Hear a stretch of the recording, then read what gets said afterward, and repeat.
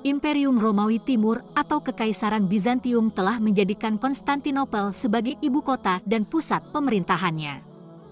Pada tahun 312 M, Kaisar Konstantinus I telah menjadikan agama Kristen sebagai agama resmi negara.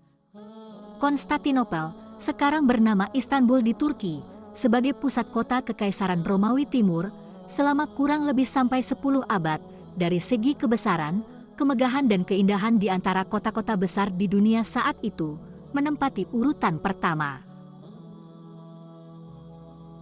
Konstantinopel juga dianggap sebagai pusat politik, pusat budaya dan pusat keagamaan bagi agama Kristen.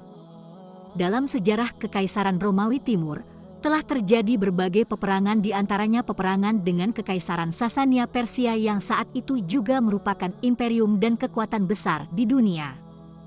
Pada awal kemunculan Islam, Rasulullah Shallallahu Alaihi Wasallam mengirimkan surat yang berisikan ajakan untuk masuk Islam, namun surat tersebut tolak mentah-mentah. Ini menjadi awal percikan peperangan berkelanjutan antara pasukan Romawi dan pasukan Islam.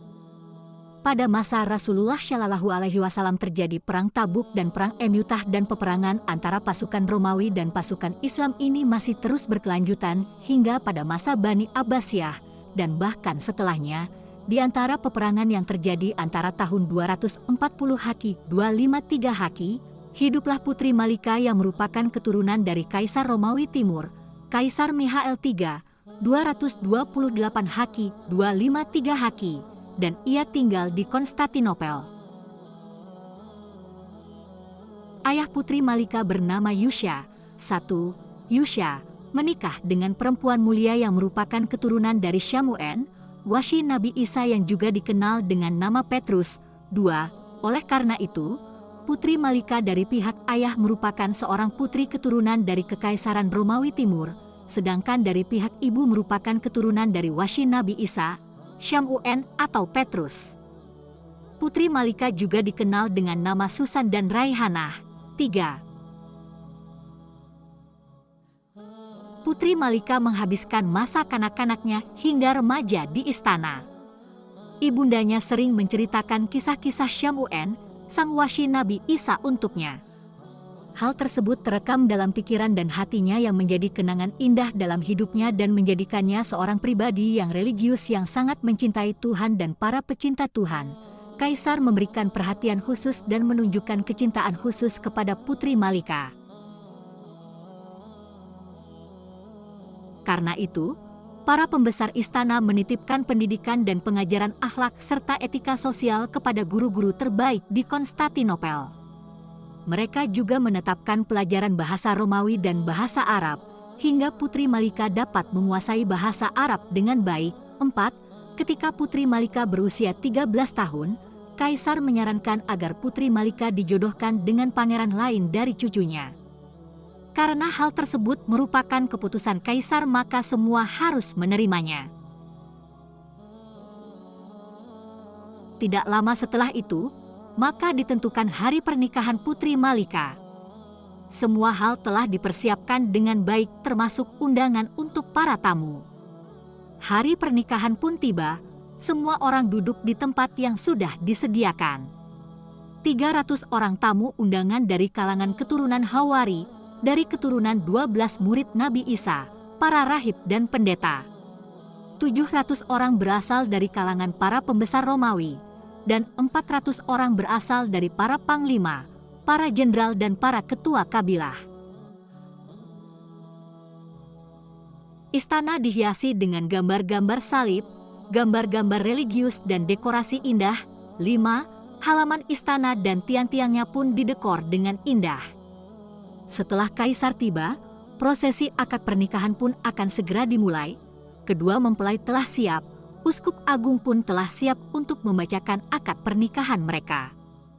Tiba-tiba, peristiwa menakutkan terjadi dalam istana seperti gempa yang menggoncang istana, tiang-tiang salib berjatuhan, dekorasi menjadi berantakan, tahta untuk kedua mempelai pun patah rusak, mempelai laki-laki jatuh pingsan, wajah semua orang pucat pasi ketakutan. Wajah uskup agung pun tampak pucat pasi.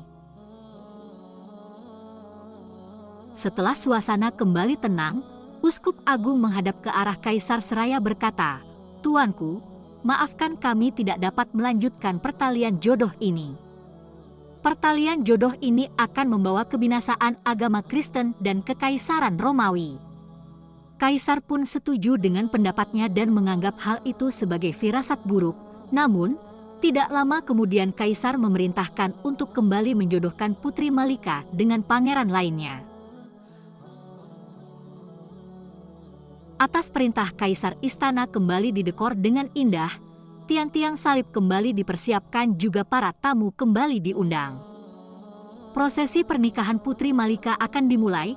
Kaisar sudah hadir di majelis, uskup agung pun telah memimpin acara. Namun, tiba-tiba seperti sebelumnya, peristiwa menakutkan kembali terjadi.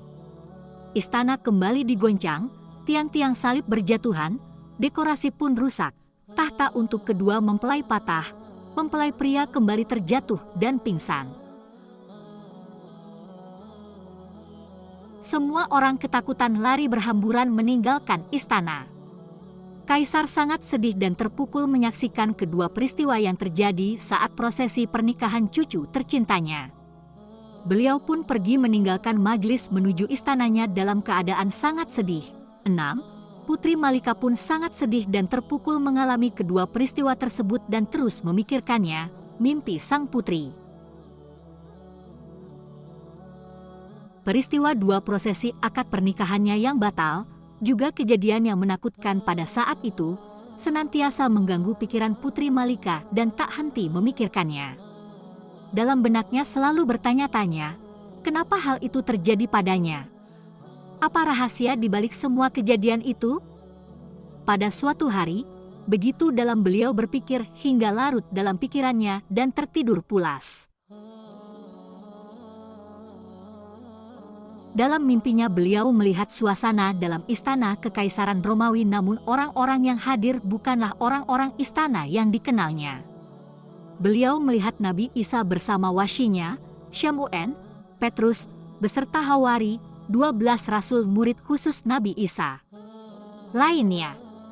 Di tempat yang kaisar memerintahkan agar membuat singgasana untuk mempelai, terdapat sebuah mimbar, dan orang-orang di sampingnya tengah berdiri menanti kedatangan seseorang. Tiba-tiba, masuklah sosok agung, Nabi Muhammad Shallallahu Alaihi Wasallam beserta mempelai pria dari keturunannya ke dalam istana. Kemudian Nabi Isa berdiri menyambutnya.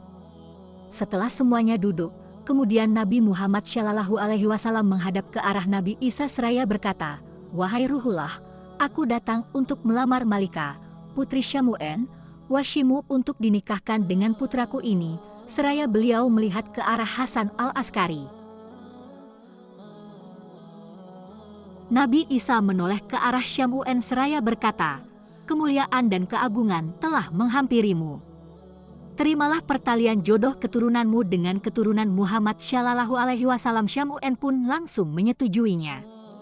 Setelah diterima lamarannya oleh Syamu'en, Nabi Muhammad langsung naik ke atas mimbar dan menyampaikan khutbah pernikahan Hasan al-Askari dan Putri Malika di hadapan para hadirin. Putri Malika terbangun dan kembali mengingat mimpi yang dialaminya. Mimpi yang aneh yang tak bisa hilang dari pikirannya.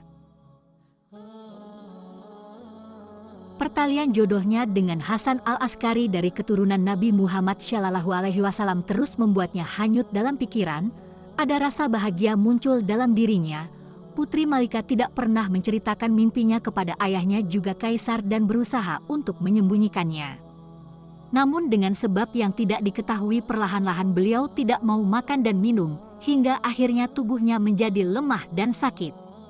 Ayah sang putri dan kaisar sangat bersedih melihat kondisinya.